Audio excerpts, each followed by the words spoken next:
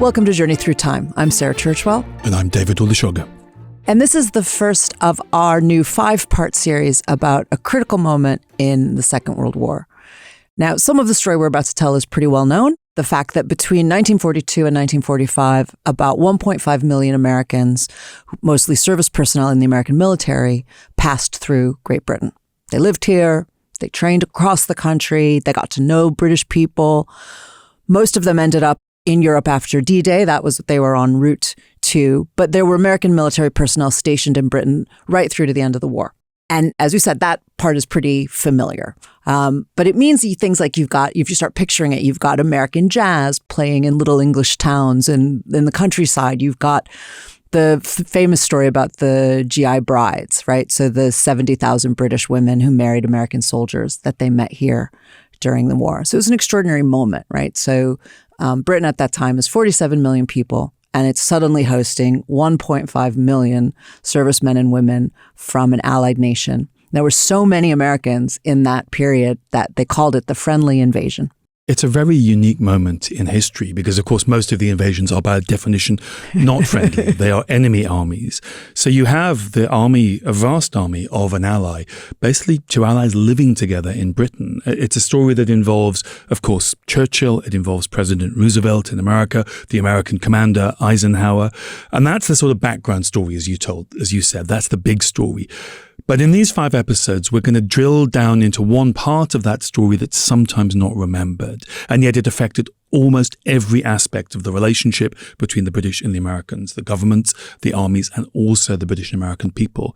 And that is that among those 1.5 million Americans who came to Britain, there was around 130,000 African Americans.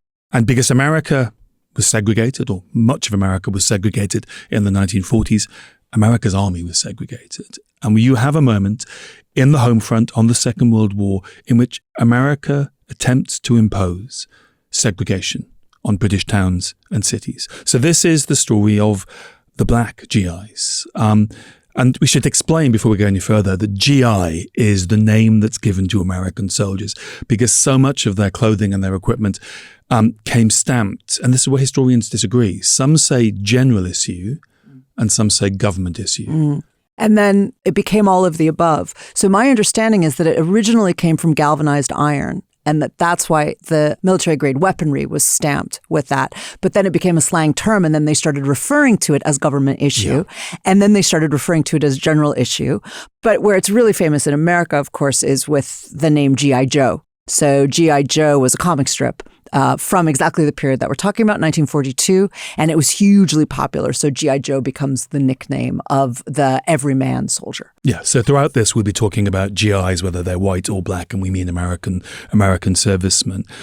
Later in this series, we're going to talk about 2 moments, 2 really remarkable moments in which the divisions and the tensions within the American army stationed in Britain in the war are so extreme that there are armed battles between black and white GIs on the streets of Britain. And we're also going to be talking about an issue that was fundamental to this social experiment of this friendly invasion, which was relationships between British women and African American soldiers and the consequences of that for those women, for those soldiers, and also for the mixed race children left behind. This is a forgotten bit of the story of the home front in Britain in the Second World War and a forgotten bit of black British history. So let's rewind a little bit to set the scene. As we said, we've got all of these American GIs coming over, but why are they coming over? We'll very briefly sketch through why America is in the Second World War, because I think people know that. Yeah, we have joined the war. Britain had been desperate for America to join the war since the first outbreak of war in 1939. So for 2 years, Britain had been desperate for American intervention. And then in the last month of 1941, of course, Pearl Harbor. America declares war on Japan, and Japan's allies, America and Italy, declare war on the United States. So from that moment, it was inevitable that the Americans would come to Britain, that the Americans would use Britain as a base for the liberation of Europe, that American bombers would take off from Britain, not America, to bomb German cities and German targets, and that together, the British and the American armies would move towards the invasion of Europe, which eventually, of course, came in 1944, eventually became Operation Overlord. People don't know this in 1942. They hope and they presume it's going to be much more rapidly. So Operation Bolero, which is a forgotten operation of the Second World War, was the build-up of American forces in Britain.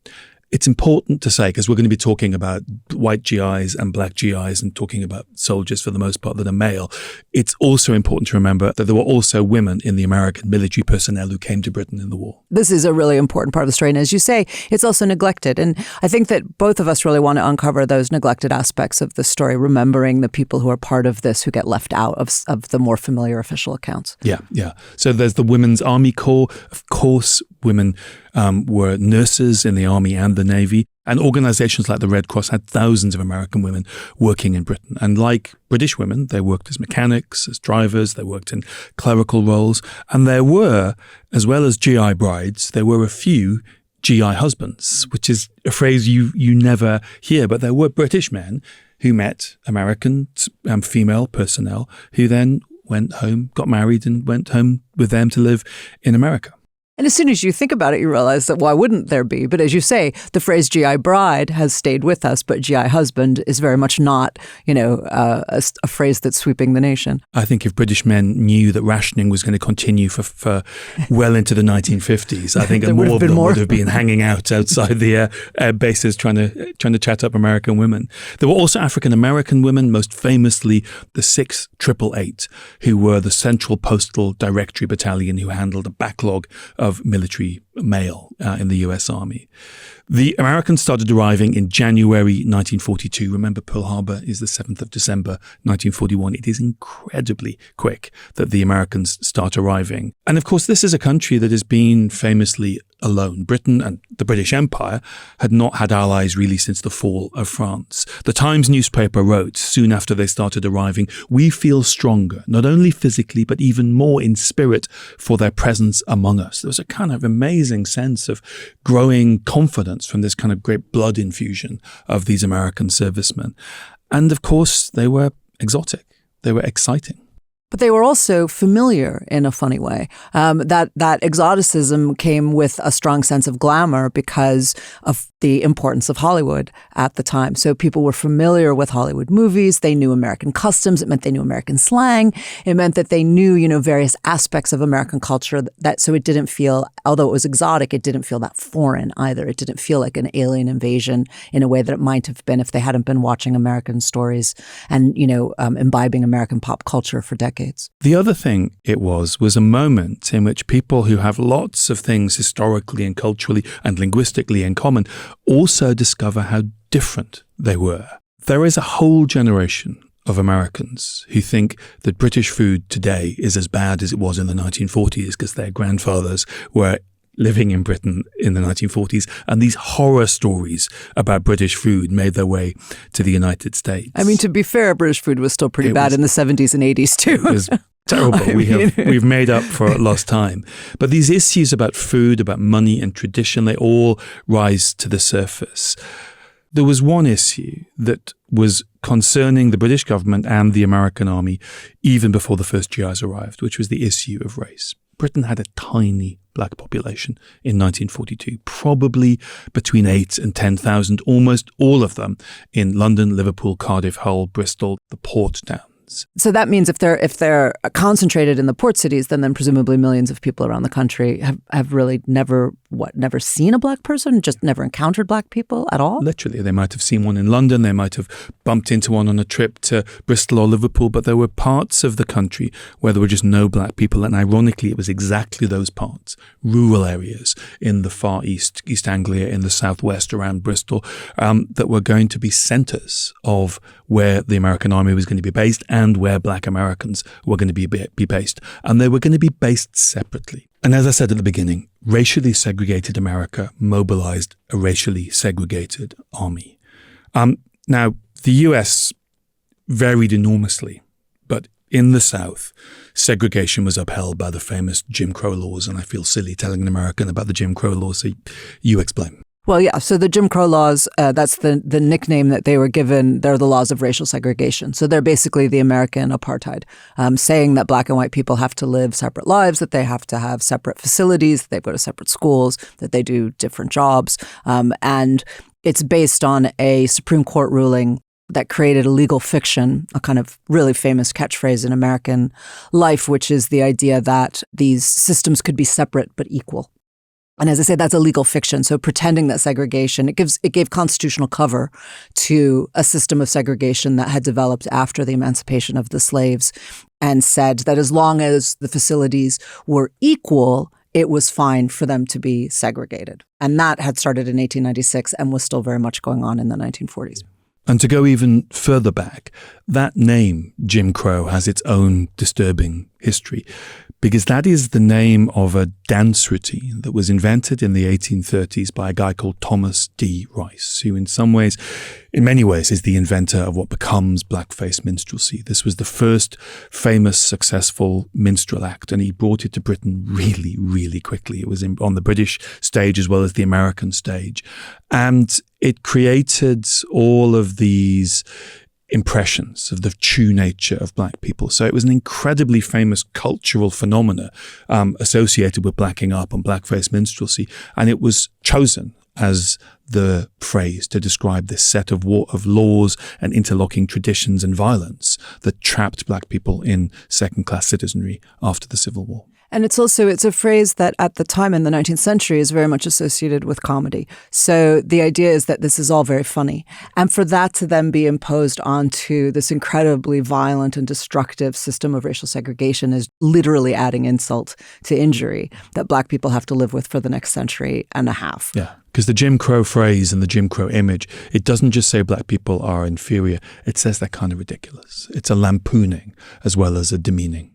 And as you're saying, it's a made-up character made up by a white person, right? So there are so many ironies built into the phrase Jim Crow. A lot of people think it's a real person, but as you say, it was always this performance and a kind of folk character. And it was white people's version of what they thought a black trickster character was like. Yeah.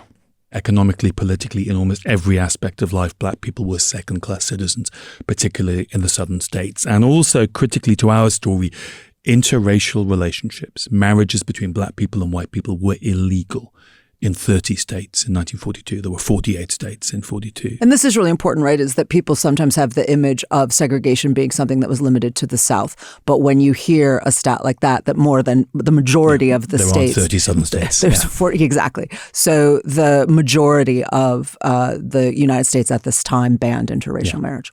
And what that means, and it is almost ridiculous, crazy, surreal to say it, is that the US Army basically had two armies. They lived in separate facilities. They ate in separate canteens. They spent their time in separate army clubs. They built, in some ways double the number of bases that they needed because they wanted to maintain those divisions. All of those inequalities, injustices were shipped across the Atlantic. The army that arrived was 90% white and around 8 or 9% were African Americans. It's one of the things that really comes through this story. I was struck in reading your notes is just, it's the least of the problems of segregation in one sense, but it really starts to hit you how inefficient it is. Yeah, how expensive it is. How expensive it is, how hard they had to work to maintain it. Like you said, they had to duplicate everything. Yeah. At the heart of this is that the decision to put those divisions and that racism to value it so greatly that America was willing to risk undermining its relationship with its new ally, who was also their host in an existential war. Now, America was at liberty to do all of this. America could decide its army was segregated. America could build twice the number of bases. It could have separate facilities, separate canteens. But soldiers aren't prisoners. And every army has leave. Soldiers aren't on duty all the time. And these are young men. In the vast majority of cases, they've never left the United States. They're in a new country. They wanted to see the sights. They wanted to enjoy their time in Britain. They don't know what's going to happen when the invasion begins. And, hundreds of thousands of young men, they also want to go out drinking. They want to go to dances. They want to meet women. So the big question facing the British and the Americans in the first months of 1942 was what would happen outside of the bases. Could segregation be maintained? Could it be enforced upon towns and villages in Britain? Would the British government play along? And would the British people play along? Because to what degree can you impose this on a society to whom it is totally alien? Yeah. You have to tell the owners of pubs, dance halls, restaurants, cinemas that you want them to refuse access to people based on their race, because this is what the American army wants. And when black soldiers were in places that white soldiers and the army didn't want them to be, and they were, and this was inevitable and was always going to happen, they were violently suppressed by the military police or by white GIs. How would the British public react to that? So this is the great dilemma. It is the kind of underside of a story that, as you said at the beginning, we celebrate this amazing story about this friendly invasion, these meeting between allies, the GI brides, American jazz, jeeps running around beautiful country lanes. It's a kind of visually beautiful story. And we tell, we have all kinds of film versions of it and TV versions of it. Like, we love the nostalgia of it and the fun of it. There's so many stories based on these encounters. Yeah. And it was in many, many ways an absolutely remarkable moment, but it was more complicated and a darker story than we remember, because America brought with it something fundamental to American history. It brought American segregation and American racism to Britain. And both nations discovered something about one another in that encounter. So let's take a break there. And when we come back, we'll find out what happened when the first African-American soldiers arrived in Britain, and whether the American army was able to get away with its plans to tell British people how to react.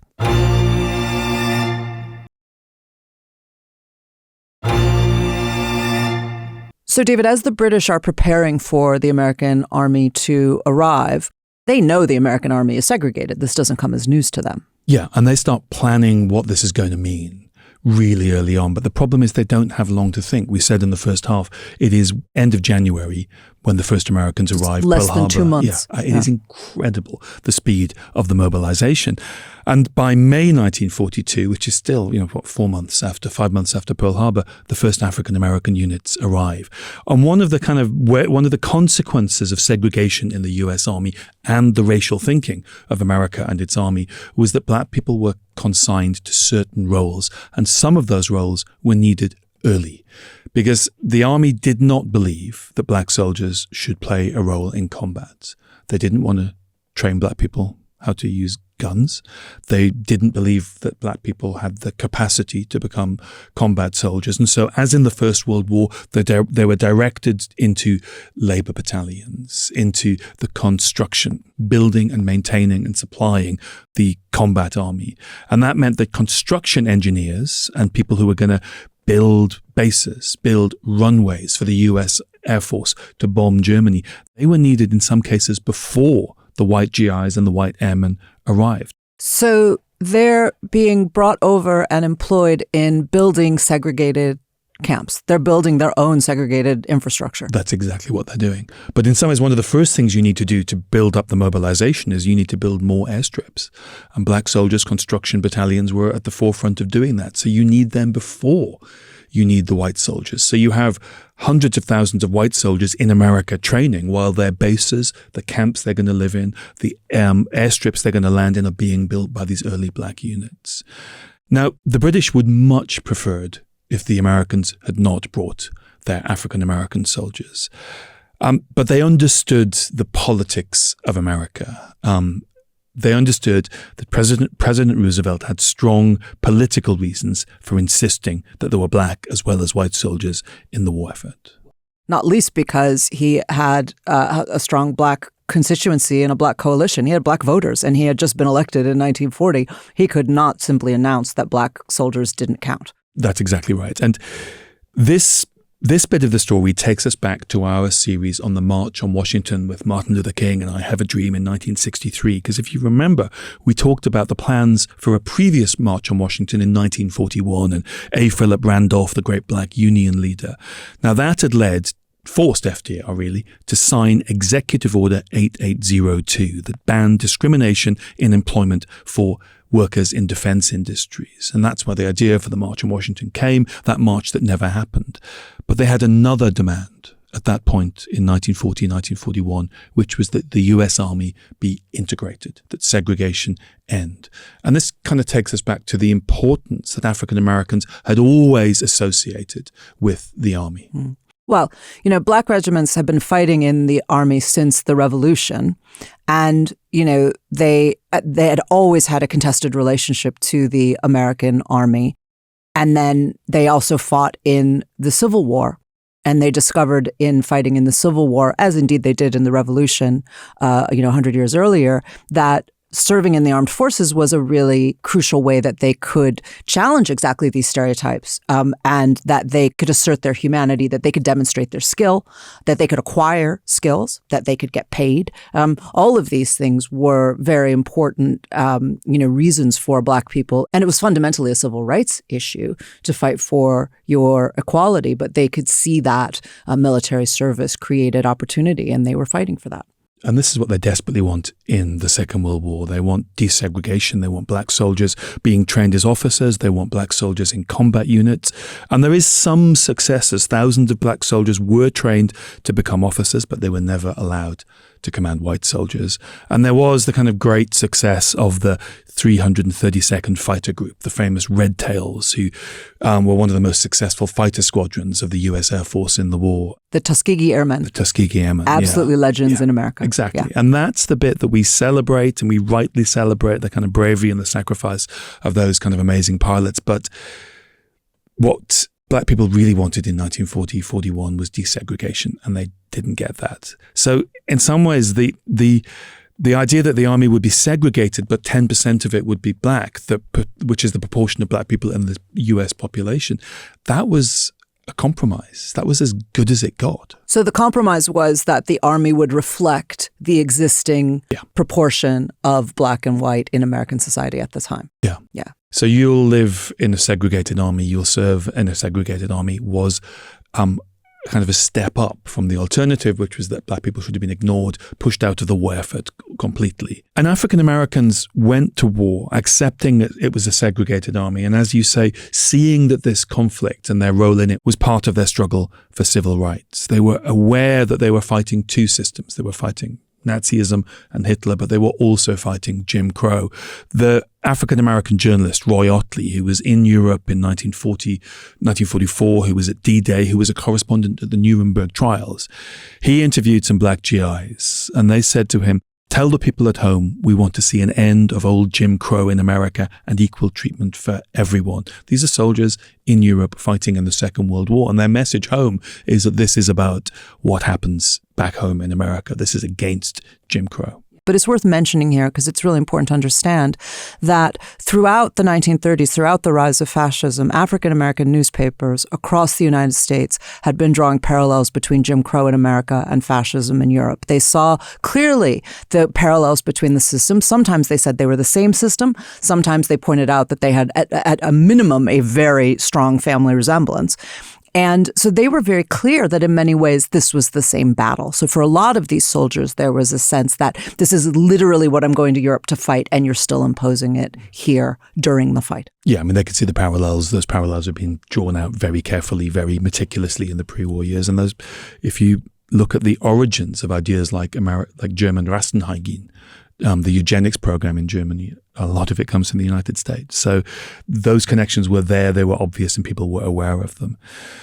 Now, the British were nervous even when there was just a few thousand black GIs in Britain. In July 1942, so 2 months after the first had arrived, there's a war cabinet meeting. And Anthony Eden, who's the foreign secretary, starts saying that if too many arrive, there would be tensions between the British public and the white GIs. The white GIs. What he predicted was that certain sections, this is his quote, certain sections of our people would show more effusiveness, more friendliness to the colored troops than the Americans would readily understand. So he's worried that the British will be too friendly to black people. Yeah, he's worried that the British people won't be racist enough to keep the Americans happy.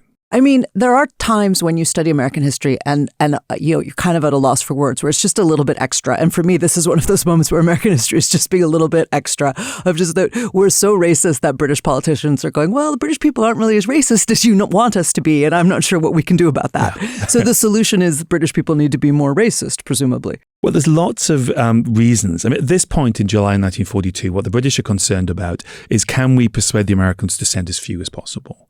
And they keep approaching the Americans saying, how many are coming? They're really worried that there's a kind of tipping point at which all these problems will become unmanageable, these problems they predict. Eden comes up with another reason why he thinks black soldiers should not come to Britain, and you will find this wonderful. He suggested that African-American soldiers shouldn't come because they were badly suited to the British weather. Now, most black GIs did come from the South, but many of them came from Detroit, New York, Washington, or your hometown of Chicago. And trust me, if you're used to a Chicago or a Detroit winter, a few snowflakes in East Anglia hold no fears for you. Yeah. That is very much a pretext that Eden is clearly stretching for. And in fact, he suggested, didn't he, that the black soldiers should go to Italy instead. Italy was an alternative to the American government. To be nice and warm for them. And Mussolini would obviously welcome them with open arms. While he's waging war on Ethiopia. Another problem that the British were aware of is that racial attitudes were not uniform across the United States. There were huge differences, as there had been for centuries by this point, between North and South. And Eden's private secretary, Oliver Hardy, he wrote this. He said, if we treat the black GIs naturally as equals, there will be trouble with the Southern officers. But if we treat them differently, there will be trouble with the North Americans. He means the Americans from the northern states. And I mean, that's true up to a point, right? But it's also a little bit overstated because Americans from northern states were also living side by side with racism quite comfortably by that point. Yeah. Another member of the War Cabinet, Hugh Dalton, warned that the British public would take the sides of black GIs if they were seen being assaulted in the streets by white GIs, and he was quite prescient on that. And James Grigg, the Secretary of State for War, wrote a memorandum called United States Coloured Troops in the United Kingdom, and he warned that there would be British hostility to American segregation, and that would cause tensions between the Allies. And he drafted a paper that suggested that the best way to avoid this was for the British to learn to adopt American attitudes towards race. And there were constant debates about what to do. Various versions of Grigg's memorandum were drafted and redrafted. In the end, there was a kind of academic nature to all of these debates because the British didn't get to choose. America was coming in defense of Britain as an ally against their shared enemy. America was already helping to fund the British war effort to an enormous scale. The British might not like it, but the racial composition of the American army was a decision made in Washington, not London. Yet within months, all of those concerns that the British government had identified and had worried about, everything that was in their reports and their memos, everything they'd predicted, that all did start to come true. Because although, as you say, they were accurately predicting what was going to happen, they were powerless to stop it. So they were right. This was the stuff, these tensions were going to come to a boiling point. The Americans were coming, which meant American segregation was coming, and all of the things the British were concerned about, they all did play out. The one thing you have to say about the British government is they predicted what would happen. They predicted the good things and the bad things almost entirely accurately, but they didn't have a plan to how to deal with it. So join us next time when we tell the story of exactly what did happen when Jim Crow came to Great Britain.